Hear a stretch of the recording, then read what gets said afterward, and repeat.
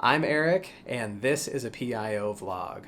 Metro Fire, what is the address of the emergency? What's on fire? Multiple calls reporting flames coming from the roof. LPDs arriving on scene stating fire in the stairwells as well. Multiple callers, flames seen coming out of the unit. Household parties trapped. There's an older lady that lives there. She's not seen. Right, medium-sized, two-story multi-family. We have smoke and flame showing. Alpha side. WSM command. We're manning the offensive strategy. We do have extension to the second floor. Headed to the third. Let's go ahead and start a second alarm. 234, Tower 35, Ladder 12, along Engine 11, Engine 22, Engine 38, Engine 42, Medic 211, Medic 21, Battalion Chief 3, Battalion Chief 5, Safety 35, Netcom Ops 3, confirmed multiple structure fire. Hey everyone, welcome back to another vlog. I'm shooting this one solo because Connor's been enjoying some time off, and I know it's been a while since you've seen a video.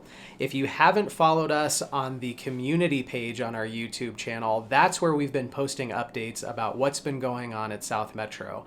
And unfortunately, our area has seen a very big spike in COVID-19 cases, and because of that, we have temporarily suspended our usual videos that involve our crews and being inside our fire stations. So all of our favorites like Fleet Friday, Station Saturday, and Day in the Life episodes are temporarily on hold until the health department reduces the COVID level that we're at right now. But in the meantime, we'll continue to bring you vlogs, and we're going to bring you a Q&A video next week, so you can look forward to that. But for now, I'll bring you up to speed on a few incidents that I've responded to recently. Just before 5 a.m. on Sunday, November 22nd, South Metro responded to a vehicle versus a structure incident. Rescue 34, Ladder 12, Engine 11, Medic 11, Medic 12, Battalion Chief 2, Safety 18, Netcom Ops 3, MVA structure involved, map page R22, D, 837, West Powers Avenue. And in this case, the vehicle was traveling at a relatively high rate of speed and struck the front of a home. The people inside were asleep. They woke up to the crash, and thankfully they weren't injured. They were able to evacuate the home safely, and Littleton police officers were on scene to assist them. No one was injured, but the vehicle did strike a natural gas meter on the side of the house, and it was free flowing. So firefighters pulled a hose line for protection just in case there was any kind of ignition source that caused a fire, and then waited for the gas company to come and shut the meter off. And in this case, they were able to slow it down by pinching off the line just underneath the gas meter, but they weren't able to shut it off completely there. So they actually had to dig in the front yard later on that morning to get it completely shut off. We've received a lot of questions about why South Metro responds to so many vehicle versus structure incidents.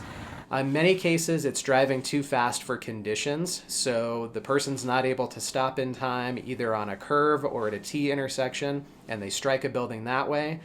In other times, it's been somebody who is temporarily disabled in their driving ability, either under the influence of a controlled substance, or maybe they've had some kind of a medical emergency like a seizure, or they've passed out behind the wheel.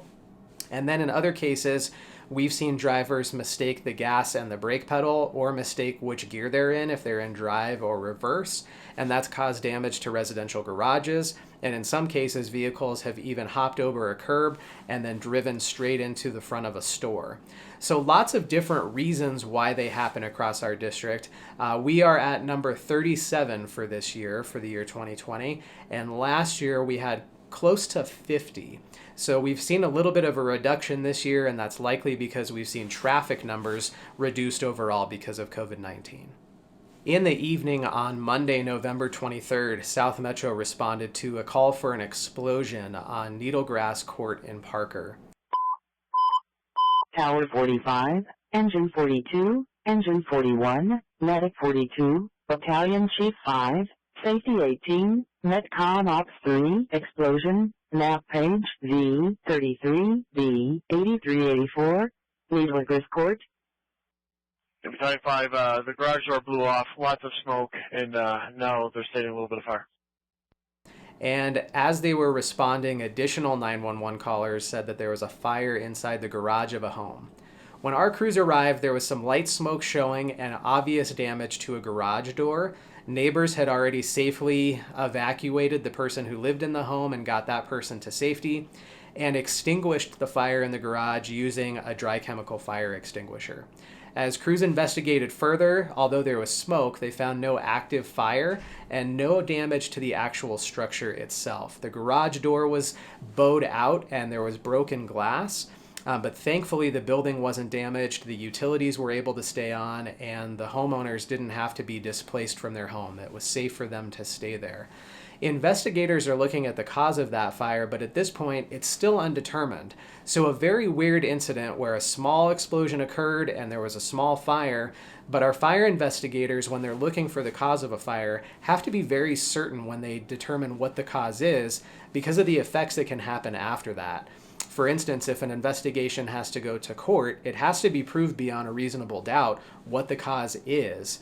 And people could be liable for that, or insurance companies could be liable for the damage. So in the absence of 100% certainty what causes a fire, oftentimes we have to declare a fire's cause as undetermined. And in this case, although it's a very strange incident, that's exactly what's happened. It's an undetermined cause, and thankfully not a lot of damage and no injuries to report, although the homeowner did get transported for evaluation to be safe. Just after 6 p.m. on Tuesday, November 24th, South Metro responded to a residential garage fire in Centennial on East Fremont Avenue. Tower 34, Engine 33, Engine 15, Medic 34, Battalion Chief 3, Safety 35, Metcom Ops 3, unconfirmed residential structure fire. Tower 32 is on scene. We got a small two-story single-family dwelling with a working fire in the garage. Probable extension into the living area. Tower 32 is going to be PQ command, will be offensive. Tower 32 is calling it's 3/4 for transitional fire attack, and I'll be PQ command. You have left a round. Please recalculate. Command, Engine 33 is on scene. Engine 33, pull up behind the tower. There's a fire hydrant there. You'll secure your own water supply, pull up the attack line for interior fire attack. Copy, establishing a water supply, pulling it into a line for interior attack. Your incident has been updated.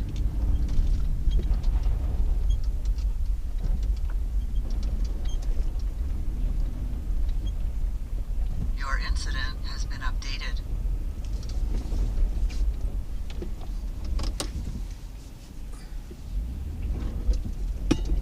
Your incident has been updated.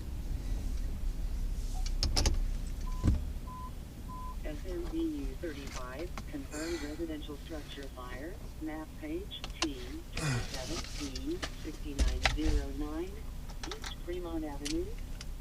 SMBU 35, confirmed residential structure fire.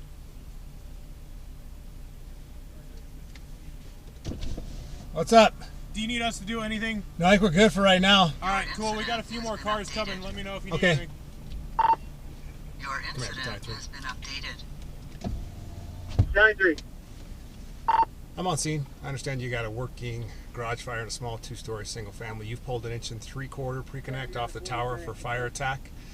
You've assigned engine 33 to secure their own water supply. They're pulling an engine 3/4 pre-connect for Fire attack is on the interior. That's correct. Do you have any needs? That's it for them. Tower 32 is going to dump their water, and I recommend we go back all in for search. Okay, I copy. You're going to dump your tank, and then that's it from my agree. You can go all in for primary search. And did you have any info from RP or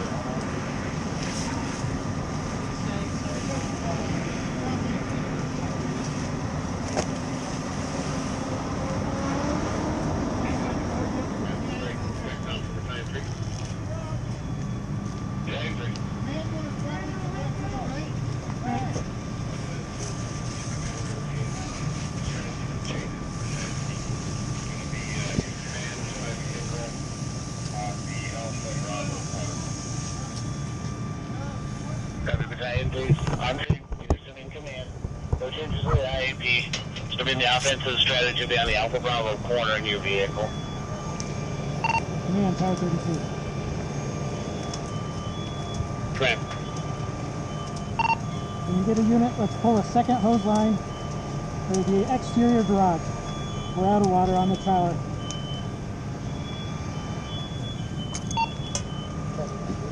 Okay, I copy. You're out of water on the tower. You're recommending a second line off of engine 33. Although there was a large body of fire on arrival, thankfully the fire did not extend inside the house and crews were successful in preventing much damage inside the living area. Unfortunately, 2 vehicles were destroyed, but no one was injured in this case.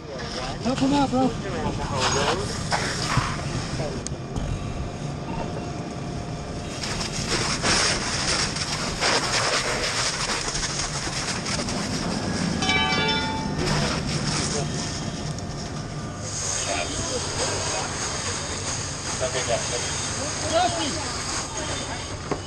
I need you to go in a little bit and hit this side.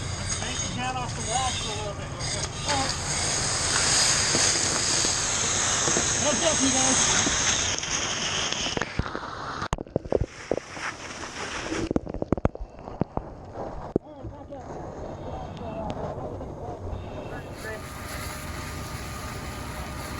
Give me a can on the extension. Yeah, I'm actually coming up to your face right now.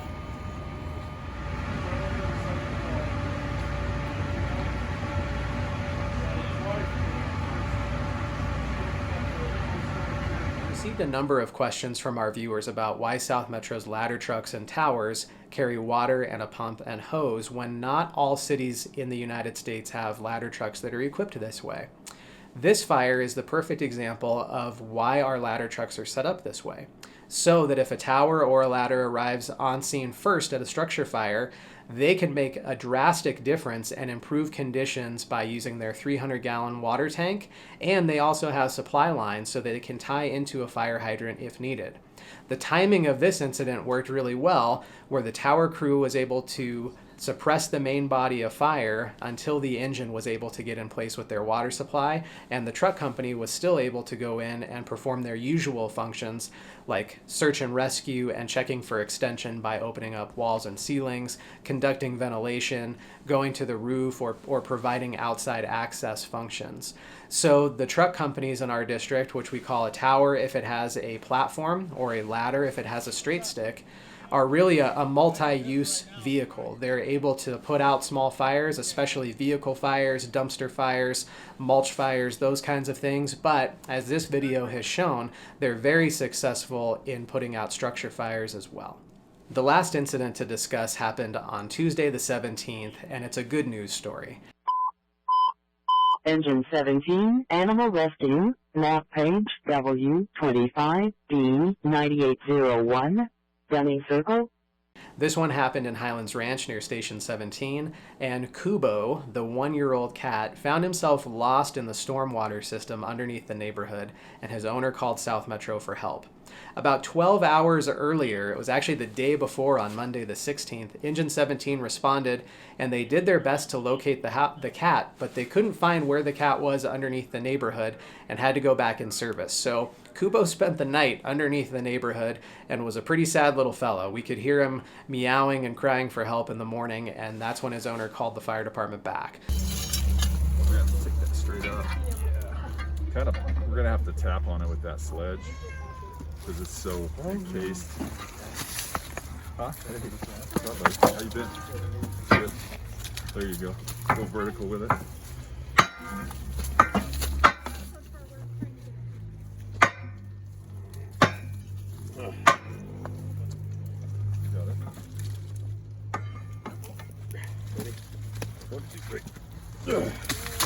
Got it? Yes.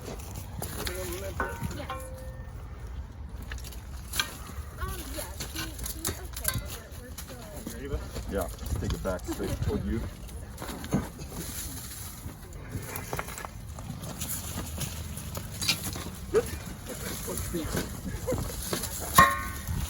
So Engine 17 and Rescue 34 responded out and worked with animal control to try and get a hold of Kubo. So he was super afraid, he was ready to get out, but he was also very scared and would run away from people when they tried to help.